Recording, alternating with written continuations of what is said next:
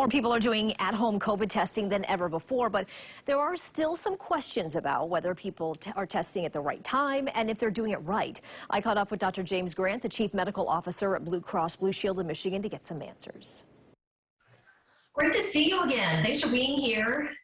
Great to be here, Michelle. All right, so let's talk about these at-home testing. I think by now everybody has done it so far. There are still questions, though, about when we should test and how accurate the results are.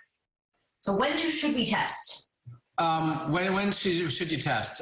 Test when you have COVID-19 symptoms or you've been exposed or potentially exposed to an individual who has COVID-19. So you say, what are the symptoms? And it's really pretty broad. Fever, chills, cough, shortness of breath, unusual fatigue, muscles or body aches, and you know it. If you've got the muscle aches we're talking about, you know it. You feel it.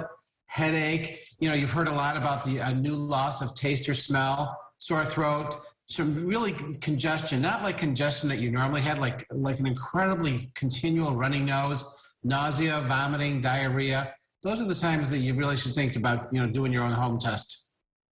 Are people doing them correctly, do you think, at home? I can only hope they're doing them correctly. So what I did is I did one myself to see how easy or hard they are.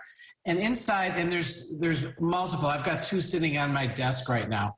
There's multiple manufacturers out there. They're all essentially about the same, Michelle, but you just have to be very careful about the directions. And they write the directions, actually both of them that I have sitting here, the directions are made really, really easy to understand. Often they'll have a QR code that you can take your phone, and it will actually give you a video where it runs through it with you. So it's pretty straightforward.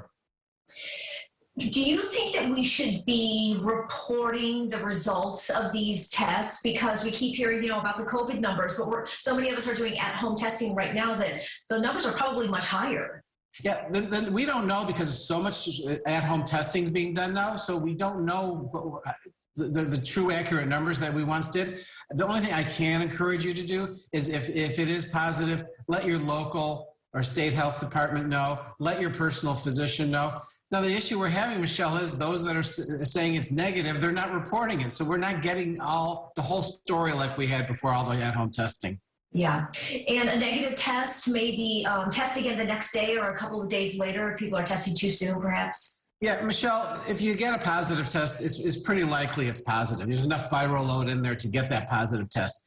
If you get a negative test and you still have those symptoms, you know what, actually do another one 24 hours later just to confirm. Okay, great. Always great information. Great to see you. Thanks so much. You too, Michelle.